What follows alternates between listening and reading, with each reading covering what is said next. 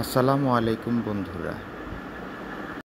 ইলিশের বাড়ি চাঁদপুরের সেকেন্ড পর্বে আপনাদেরকে স্বাগতম।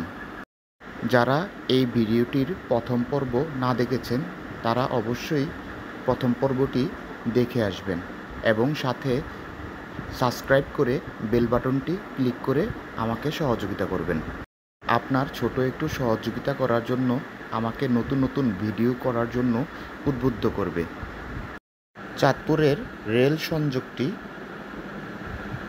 ট্রাভেলারদের যাতায়াতের জন্য একটি সুব্যবস্থা করা হয়েছে। আপনারা স্ক্রিনে যে জিনিসটা দেখছেন এই জায়গাটি হচ্ছে পুরান বাজার এবং পুরান বাজার ঐতিহাসিক বড় মসজিদ। পুরান বাজারের এই জায়গাটি ব্যবসায়িকদের জন্য একটি বিশাল স্থাপনা। এই জায়গা থেকে ব্যবসায়িকরা পুরা বাংলাদেশে আমাদের জন্য খাদ্য যোগান দিয়ে যাচ্ছে। এখান থেকেই পুরো বাংলাদেশে খাদ্য সামগ্রীগুলো সার্ভ করা হয় এবং যে জায়গাগুলো নৌকাগুলোতে দেখছেন এই জায়গাটি একসময় পরিপূর্ণ স্থল ছিল। একসময় প্রায় 17 থেকে 18 বছর আগে এই জায়গাটি হঠাৎ করে নিচের দিকে দেবে যায় এবং প্রচুর পরিমাণে ক্ষয়ক্ষতি হয়। এই জায়গাটি একসময় লঞ্চ টার্মিনাল ছিল, প্রচুর পরিমাণে লঞ্চ আসা যাওয়া করত এবং চাঁদপুরের বড় স্টেশন রেলের ভিতরে সবচাইতে বড় একটি স্টেশন ছিল। একসময় এই জায়গাটি নিচে তলিয়ে যায় এবং পুনরায় সরকারের সহযোগিতায় এই জায়গাটি আবার সুন্দর করে বাঁধাই করা হয়েছে।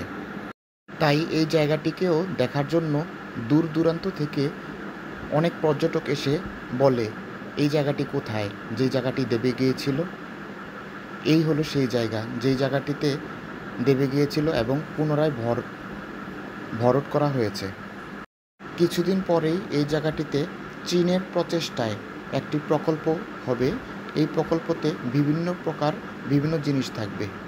এখানে অনেক স্পিড বোট থাকবে, বাচ্চাদের খেলার জন্য বিভিন্ন রাইড থাকবে এবং কি এটাও শুনেছি এইখান থেকে ক্যাবলের মাধ্যমে মিনি কক্সবাজার পর্যন্ত একটি স্থাপনা তৈরি করা হবে, যে এখান থেকে আপনারা ক্যাবল রাইডের মাধ্যমে মিনি কক্সবাজার যেতে পারেন। তো বাংলাদেশে যদি এটা হয়, এটা এই সর্বপ্রথম হবে যে ক্যাবল রাইড করা যায়। আপনাদের জন্য এখানে অনেকগুলো স্পিড বোট রাখা হয়েছে। আপনারা চাইলে এখান থেকে স্পিড বোটের মাধ্যমে নদী দেখতে পারেন এবং অনেক দূর পর্যন্ত ঘুরে দেখতে পারেন। আপনারা চাইলে এখান থেকে ওপারেও যেতে পারেন, তার জন্য নৌকার ব্যবস্থা আছে। নৌকা দিয়ে আপনারা ওপার ঘুরে ওখানের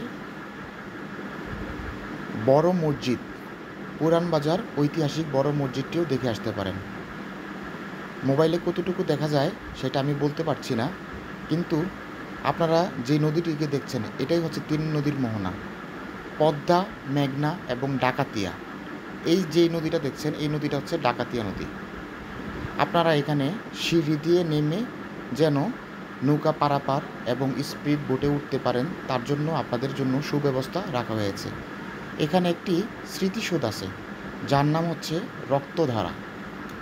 এই রক্তধারাটি আজ থেকে 7 থেকে 8 বছর আগে তৈরি করা হয়েছে, যা শহীদদের স্মরণে।